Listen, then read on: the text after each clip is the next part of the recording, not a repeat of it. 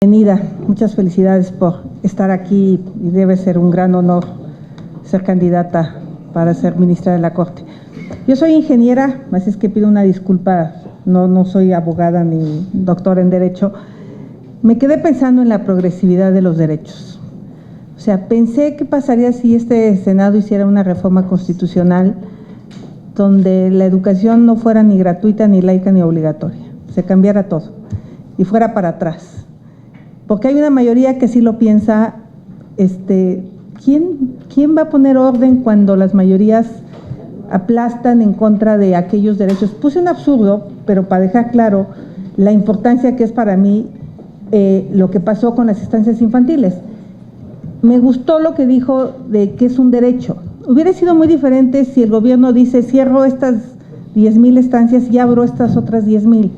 Y las voy a abrir con esta visión y con esta educación, o sea, porque se estaría respetando el derecho con una visión de que el niño tenga educación. Pero creo que ese es un tema súper interesante, porque sí siento que en algunos temas se pierde lo ganado en el caso de las mujeres. Y en la parte de indefensión también le voy a decir que no voy a tocar el tema de la Comisión de Derechos Humanos, porque seguramente, si usted es ministra, le va a tocar el tema, pero le voy a poner otro ejemplo de lo que pasó aquí.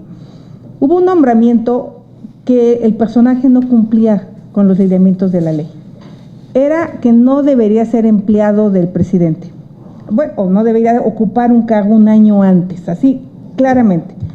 Se le declaró idóneo en la comisión y se llevó a votación al Pleno. O sea, si el Pleno lo hubiera votado, no hubiéramos podido hacer absolutamente nada. Porque aparentemente la decisión que toma el Senado es única. Entonces, si mañana se roban una urna, si mañana pasa, no hay defensa. Me gustó lo que dijo del proceso. Creo que sí sería interesante analizar las decisiones plenas, apegadas a ley. Está bien que la Corte no le entre, pero aquellas cosas que violentan la propia Constitución, creo que al menos se tendrían que analizar. Yo sería después de escucharla. Y ahora sí entraría a dos temas que de manera importante usted ha tocado, que es el tema de los pueblos indígenas. Hay una presa hidroeléctrica, La Huesca, que se hizo sin consulta en 2010. No es culpa de este gobierno, lo debo de aclarar. Ya está el tema, ya hay una recomendación de la Comisión de Derechos Humanos que se repare el daño. Seguramente va a llegar a la Corte Interamericana de Derechos Humanos. Y ya hay varias tesis de la Comisión Interamericana en materia de la obligatoriedad de la consulta libre, previa e informada. Hay un caso ahorita del aeropuerto de Santa Lucía donde 10 comunidades indígenas han metido un amparo porque no se ha hecho la consulta con estos pueblos.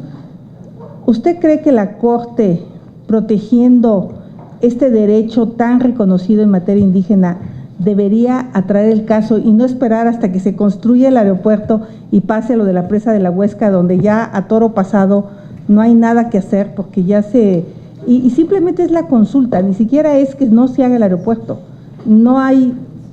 es que se consulte a las comunidades la construcción de este aeropuerto? Entonces la pregunta sería si la Corte la debería de atraer.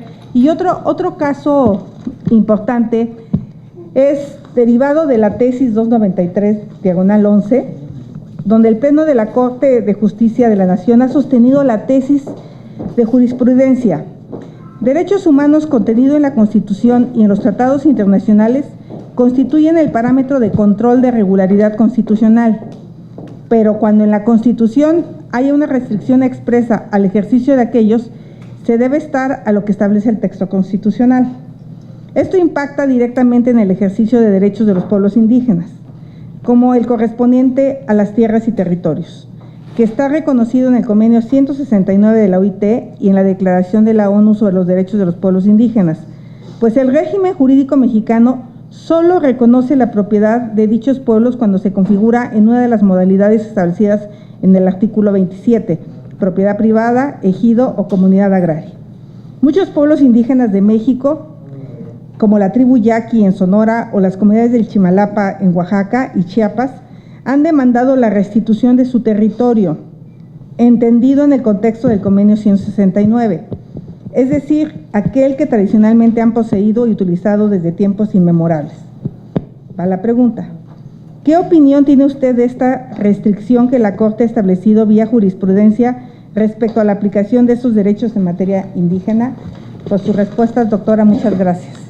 Gracias, senadora Gálvez. Tiene el uso de la palabra.